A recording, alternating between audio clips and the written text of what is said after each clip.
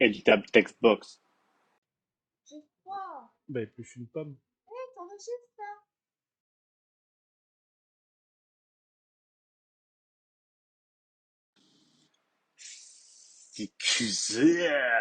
Salut à tous, bienvenue pour la première vidéo de la chaîne. Aujourd'hui, on va traiter de l'editable text. Donc, le texte éditable qu'on peut paramétrer. Donc, en fait, là, du coup, j'ai déjà créé mon editable text. Ici, mon widget. Et j'ai créé mon blueprint editable text qui est un actor. Donc, je rappelle, pour le widget, c'est User Interface Widget Blueprint.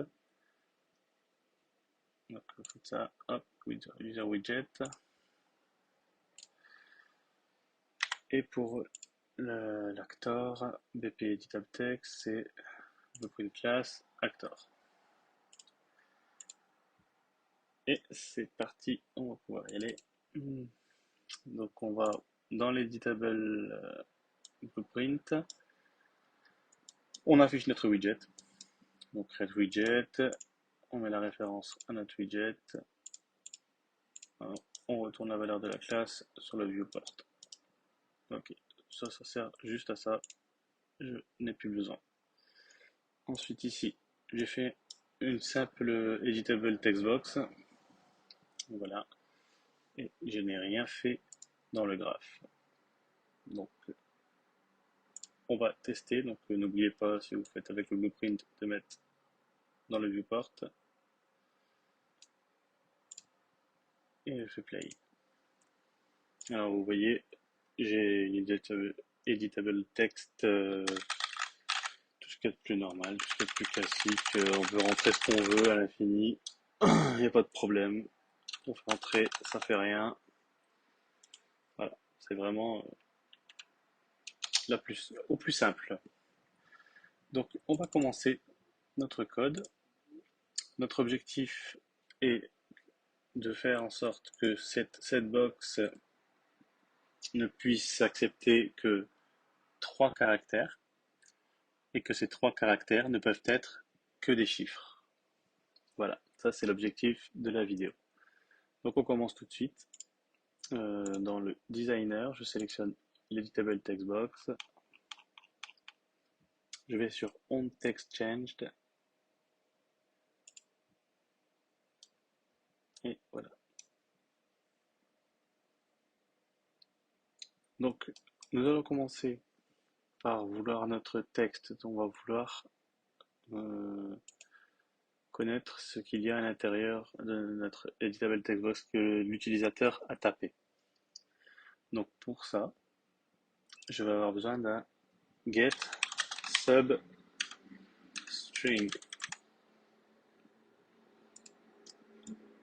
Get substring.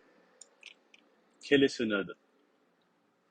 Ce node, il prend en entrée comme source soit une variable texte ou une variable string.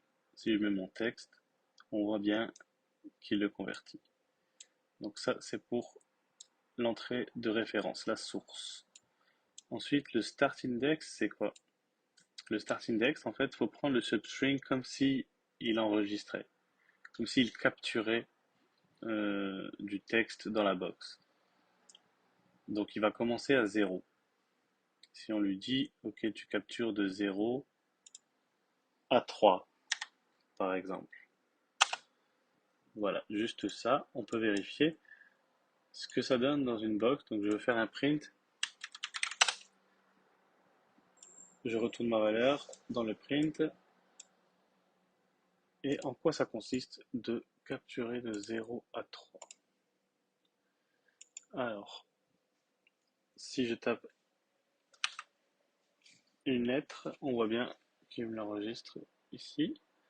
Si je tape une autre lettre, on voit bien ici et ici. Si je tape une troisième lettre, voilà. Mais par contre, à partir de maintenant, vu que j'ai dit de 0 à 3, donc là on est à 3, il ne va plus rien enregistrer. Voilà. Donc si jamais en sortie, j'avais mis une variable, j'aurais pas récupéré tous ces R. J'aurais juste récupéré ZER ici. Voilà, ça c'est pour la fonctionnalité. On retourne à notre code. Je supprime ceci. Et maintenant, qu'est-ce qu'on va vouloir faire? Ben, comme je l'ai dit, on va vouloir garder en variable ces infos qu'on a obtenues ici. Donc je vais aller sur ma pin ici, promote to variable, et je vais l'appeler, pour être original, return value. Ouais, pas comme ça par contre.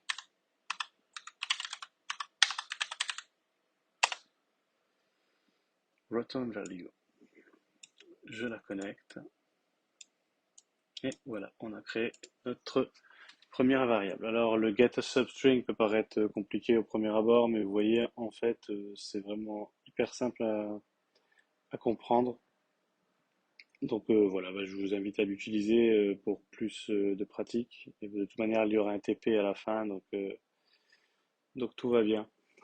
Donc maintenant, on va continuer à progresser dans notre code. Ce qui nous intéresse maintenant, qu'est-ce que c'est? Bah, en fait, ce qui nous intéresse, c'est de savoir maintenant si le texte entré est composé de chiffres, et uniquement composé de chiffres. Donc on va faire is numeric. Voilà. Ensuite, on va faire un if pour poser la condition. Voilà. Si le texte qui est retourné ici est exclusivement composé de chiffres, il faut bien comprendre, pardon, que isNumeric, c'est bien exclusivement composé de chiffres et non pas s'il y a des chiffres. Voilà, c'est toute la différence. Donc, je connecte. Et maintenant, on va tester ce code-là pour voir si tout va bien. Là, si c'est vrai, c'est numérique. Si c'est faux, c'est du texte. Je compile, je sauvegarde et on teste. Alors, si je rentre du texte, il me dit que c'est du texte. Si je rentre un chiffre, il me dit que c'est du texte. Pourquoi? Parce qu'en fait, comme je vous l'ai dit, il vérifie si le contenu est exclusivement numérique. Or, là, il y a un A. Donc, ça ne marche pas. Par contre, si je viens que je tape là, je reste numérique. Je reste numérique, reste numérique, reste numérique. Mais tant que je n'ai pas tapé une lettre, mais dès que je vais taper une lettre, on est d'accord que ça n'est plus exclusivement numérique. Bon, de toute manière, là, voilà. Pourquoi il continue à dire que c'est numérique? Parce que vous vous souvenez, on enregistre que les 3 premiers caractères. Voilà. Donc, on va faire le test. 1, 2, texte. Et là, c'est fini. Là, je peux pas que je veux, il restera en texte. 1, 2. Et là, ce que je veux, il peut rester en numérique.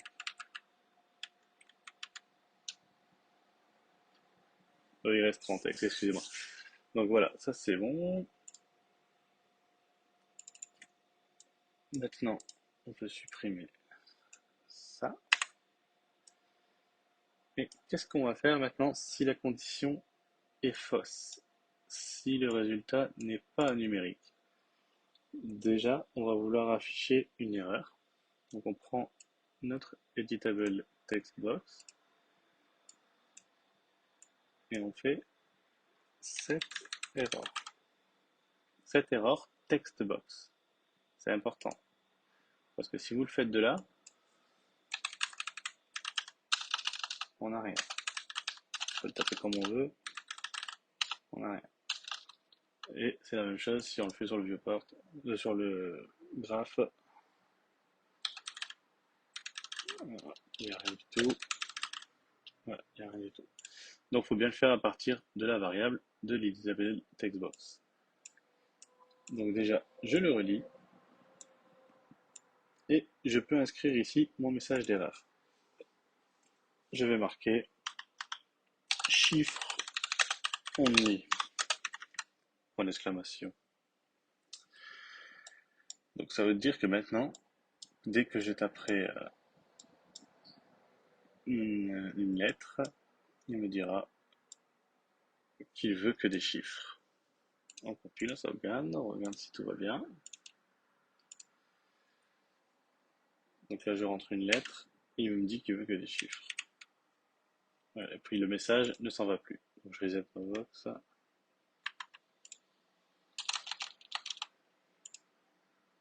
Ouais. Et si je lui mets un chiffre, par contre, il ne dit pas de message d'erreur. Si je mets une lettre, là il va dire message d'erreur et le message d'erreur s'en va plus. Donc ça c'est un problème. Donc pour que le message d'erreur s'en aille dans un premier temps, on va faire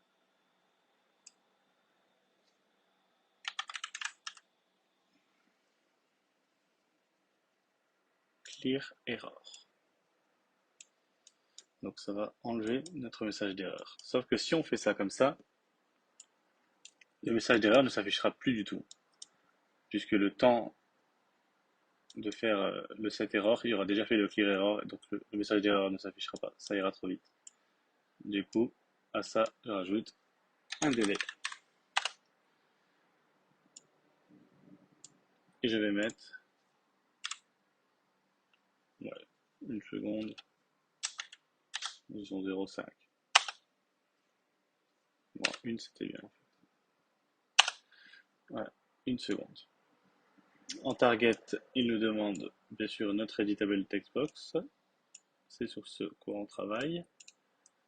Voilà. Et maintenant, si j'essaie, je devrais bien avoir le message d'erreur qui apparaît et qui disparaît. Je tape du texte. Ok. Il me dit qu'il me fait que des chiffres. Je tape un chiffre. Ok. Parce que forcément, c'est plus considéré comme seulement numérique. Pour l'instant, on travaille sur le message d'erreur là. Donc, le message d'erreur, il fonctionne sur les premiers. Voilà. Voilà. Il fonctionne très bien. Maintenant, vous voyez, si je supprime, il me fait une erreur. Si je reviens sur ça et que je supprime, il me fait une erreur alors que j'ai tapé que des chiffres là. Et on va aller voir. Et du coup, c'est parce que ici, au niveau de is numérique, on va lui rajouter aussi comme condition si le texte est vide. Du coup, on va faire un ou or en booléen.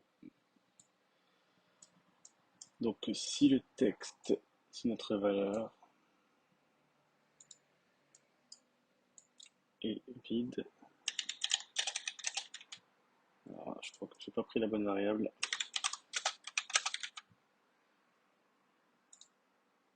Ah, oui, c'est bon. Voilà. Donc il faut bien vérifier que c'est text is empty. Parce qu'on a des notes qui se ressemblent. Et il n'est pas écrit. Il n'est pas écrit texte, parfois il écrit juste is empty. Voilà. Si notre, notre texte tapé est numérique ou si il est vide,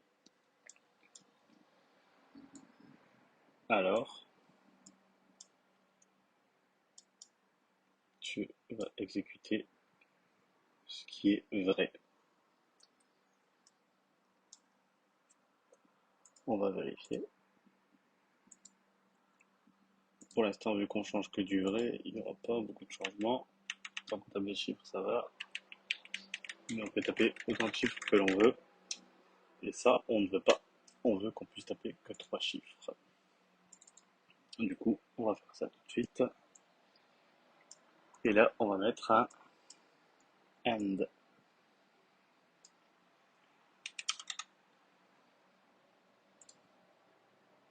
On déconnecte ici.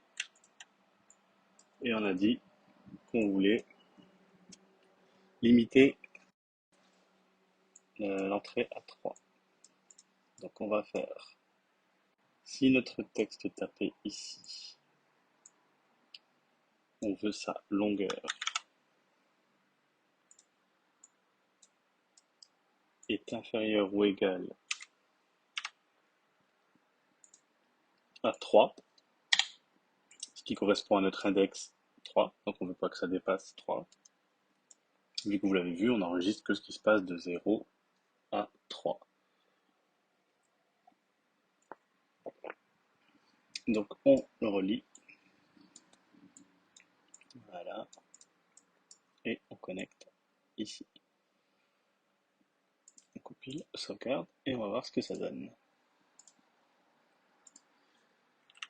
Bon, on peut toujours tout dépasser, mais c'est parce qu'on n'a pas complété le true.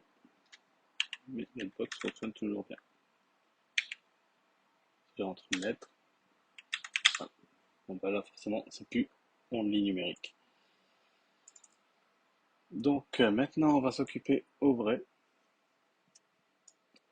Alors ici ce qui serait bien, c'est qu'en fait, comme vous l'avez vu, quand on tape en fait comme on veut que des chiffres, quand on tape une lettre, moi je voudrais que du coup ça efface la box. Du coup on va faire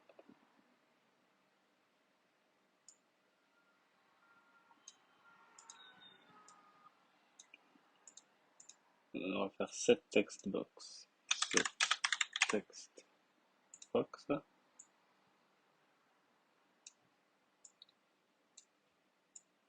Voilà. Et on va la laisser à vide.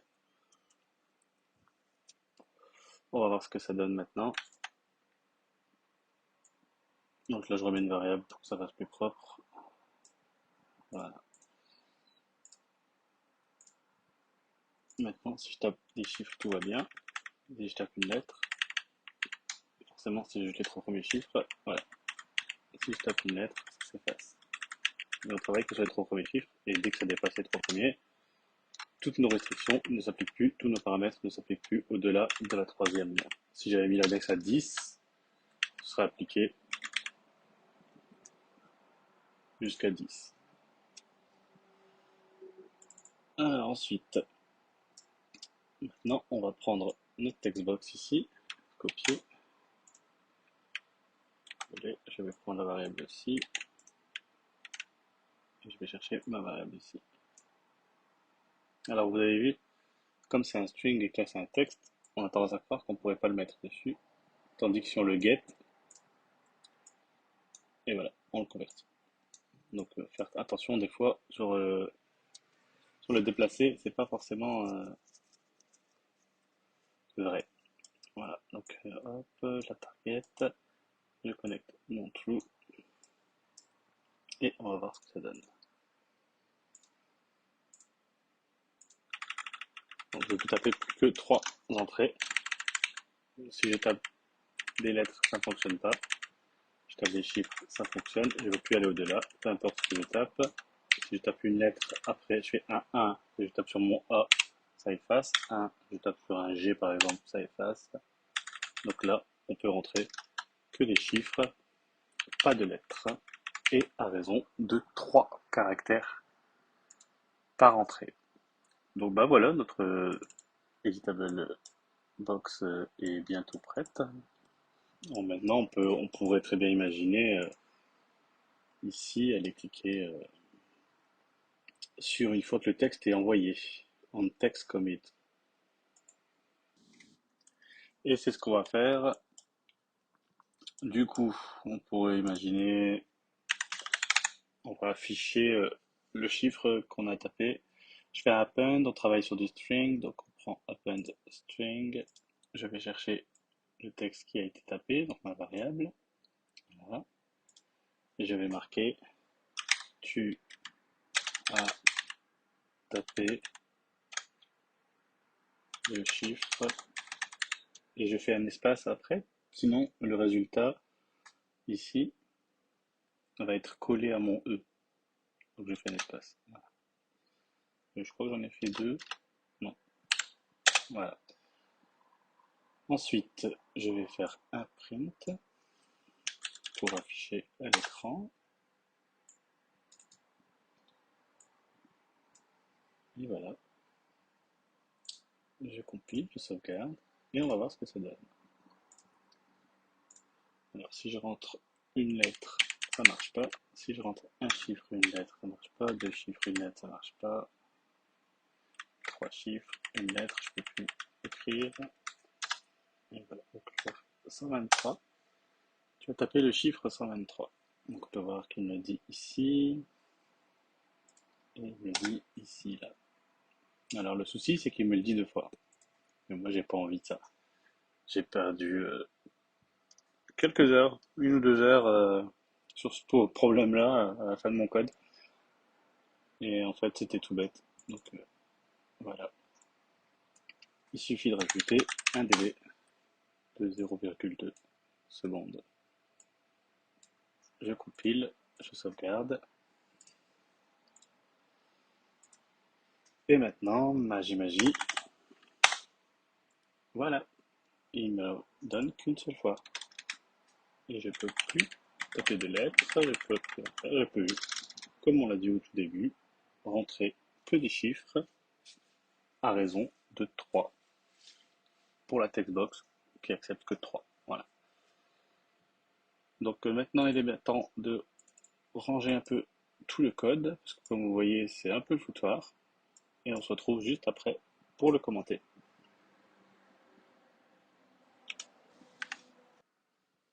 Et voilà, j'ai fini de commenter et de ranger mon code. On va aller voir un peu tout ça.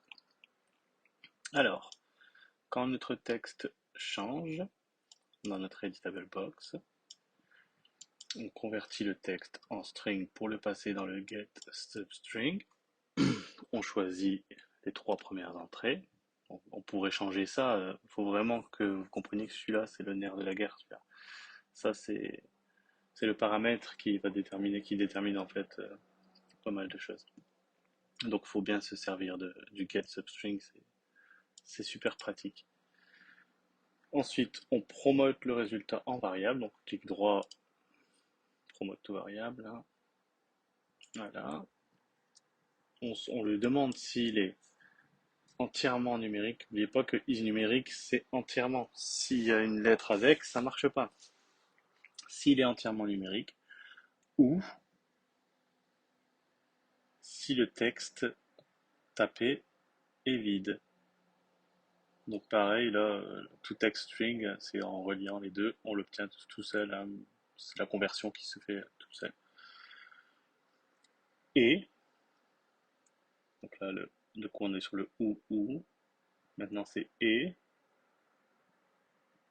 Si notre texte tapé, si la longueur de notre texte tapé est inférieure ou égale à 3, alors si toutes ces conditions sont réunies, on passera à true, donc celui-là ici, où on set le texte de notre box, le texte qu'on a tapé. Par contre, si c'est faux, si tous ces paramètres-là ne sont pas réunis, alors sur notre editable box, on affiche notre message d'erreur. Donc ici, le message d'erreur. On vide le texte, donc on efface. Dès qu'il y a une lettre de rentrée, on l'efface. On affiche le message pendant 1 seconde, donc le message d'erreur ici, chiffre only. Toujours avec notre editable box en référence, on retire le message d'erreur. Et le code ici est terminé. Ensuite ici, quand le texte est envoyé, on attend. Pour l'instant, on récupère notre texte tapé dans l'editable box, donc B. Donc là, ici, c'est la variable qu'on a set ici. Du coup, voilà. Et on marque, bon, tu as tapé le chiffre, et ça sera le résultat ici qu'on met dans l'affichage du print string.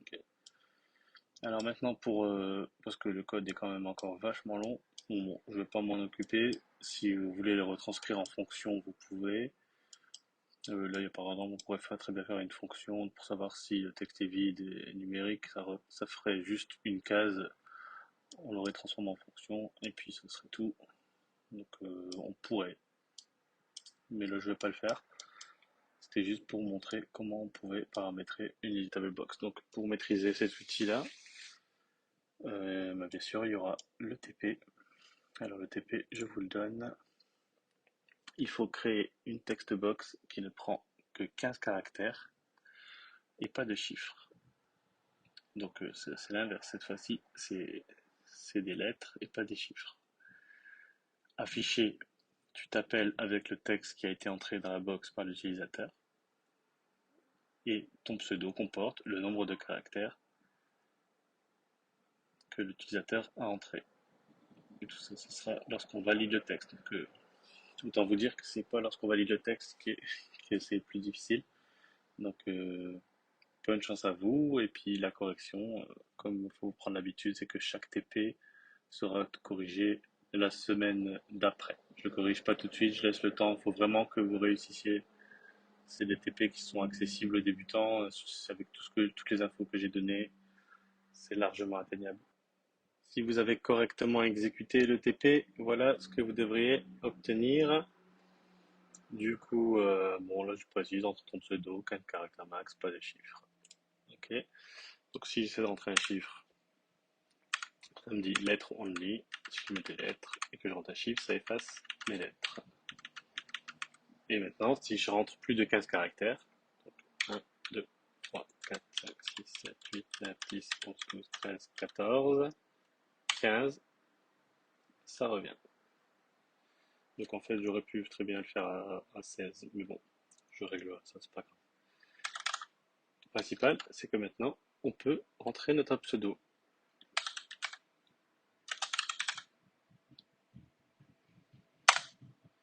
Tu t'appelles Jean-Jean, il y a 9 lettres dans ton prénom. Bien sûr, ce qui compte l'espace. Bon, c'est le but le TP a été respecté. Si vous obtenez ça, c'est déjà très bien. Très bien. Je ne sais pas si vous voyez.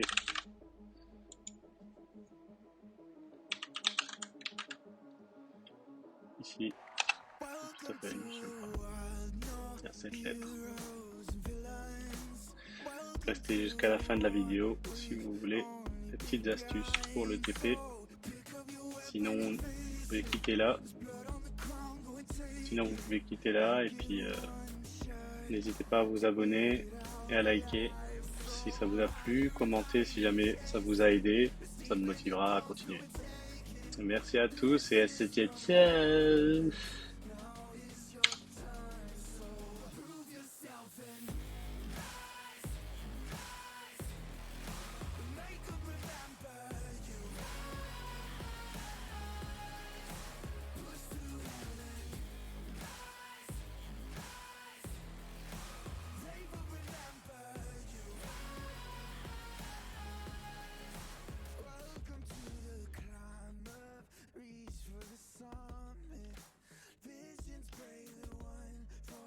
Ah, si tu es resté jusqu'à la fin, c'est que tu veux des petits indices. Alors voici les indices pour le TP demandé. C'est deux nodes. Deux nodes qu'on n'a pas utilisées pendant le tuto.